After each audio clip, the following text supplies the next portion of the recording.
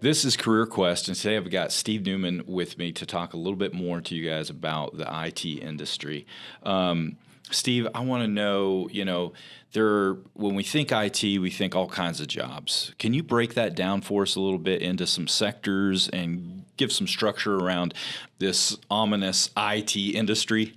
Yeah, absolutely. And this information is based on a project that a group that I work with locally developed for a local government organization called the Mountain Area Workforce Development Board.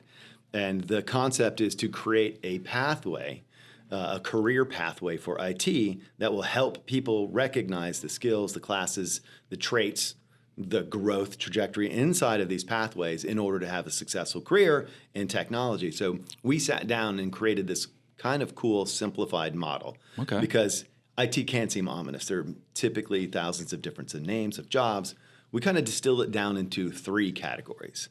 There's software and data, where you're basically writing and creating code. Mm-hmm. There's infrastructure, which is the servers, the network assets, whether they're physical or virtual, the things that the code sits on. Gotcha. And then there's a people and support line. And then those are the people who are using the tools and making sure all of the tools that were created are fulfilling the purpose and the value to an organization. So we have the software, the infrastructure, and the people. That's awesome. I mean, that really is distilled down. That makes it very clear. Yeah.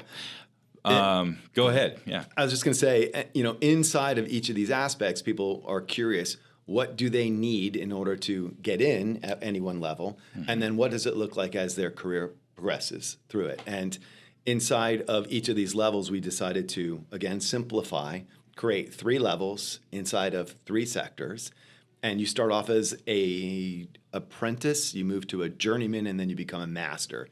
And in each of those skill sets, the apprentice is basically learning what to do and learning how to operate from someone else. Mm-hmm. When you get into the journeyman stage, you're essentially able to do the job that you need to do without too much guidance, and you're probably now teaching the people who are apprentices how to do the things that they're going to be responsible for doing.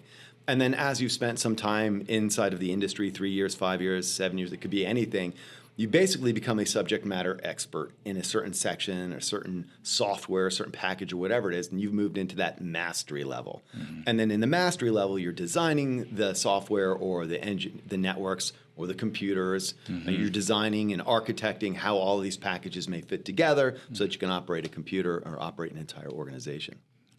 So you've had, I know you a little bit, so I know you've worked in a lot of different stations, positions within the IT industry.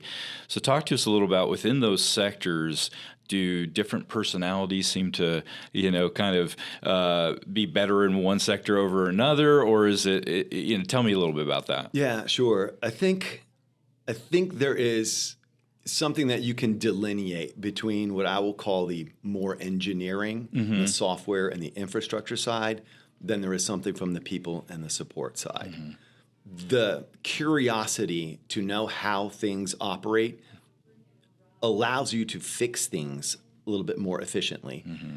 And I think there's a deeper technical and analytical process that makes those kinds of folks really, really good. Mm-hmm. On the support side of things, it requires someone who I'll call unflappable.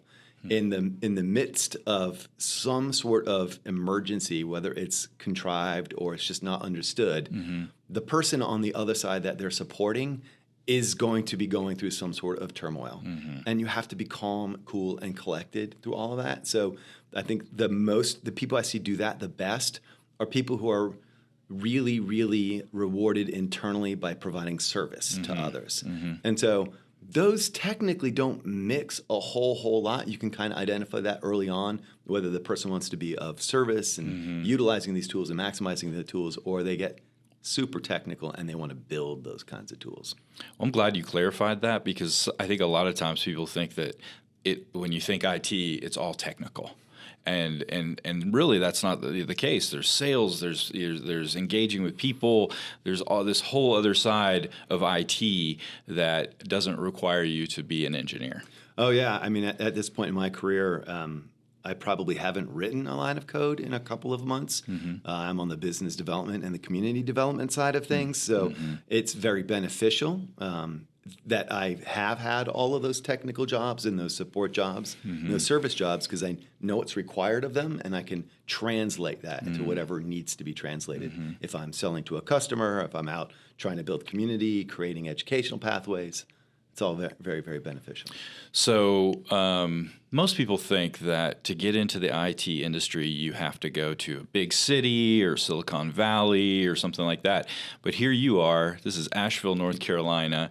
Tell us a little bit about that. Is that a myth? What do you think? Two aspects here. One, I came to Asheville 13 years ago from Tampa and went to Tampa from DC. My wife knew I was in technology, obviously, and she's like, hey, you're in technology. You can work for anywhere. Go to Asheville. Let's get it. Let's raise our family here. And 13 years ago, there wasn't a lot of technology community here. And on average, we paid 50 to 60% of the national salaries in technology jobs.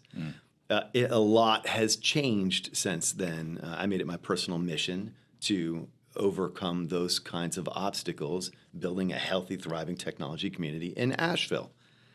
And 13 years later, you could get a good job. There are fewer, farther between in comparison to salary than Silicon Valley. I would suggest that your subject matter experts and your greatest paid engineers are probably still working for a business out of Silicon Valley. Chicago has a pretty thriving technology community as well. But we've come a long way from that 50% to the ability to get 85 to 100, 110% of that national average. And then I would suggest Silicon Valley is probably sitting at 120 to 150% of that national average. But yeah, and then inside of our community, as we're building this technology community here, there are quite a few local technologists in Asheville that do work for Silicon Valley organizations. So we have the talent here. We don't quite have that level of money. I use an analogy, I think. Silicon Valley has money like Asheville has leaves. So we've got tons and tons of leaves. We just don't have tons and tons of that revenue. So maybe you go cut your teeth somewhere, and then if you want to live in the mountains, you come back here and bring your job with you, like so many of us. And, I think we're fortunate to have people like you that are working specifically on growing this IT industry here locally, and it sounds like it's happening. Yeah. I would encourage people to stay and then develop their technology here, just working for a remote business, if at all possible. Our businesses are definitely maturing. And we have local businesses that are luring in larger, smarter experts in certain areas. And they're bringing them into our market. So we'll get there. I forecast another 12 to 13 years, double down on what we've put in, and then we'll have our little Silicon Mountain. Silicon Mountain. I like that. Thank you again for being with us. My pleasure. Thank you.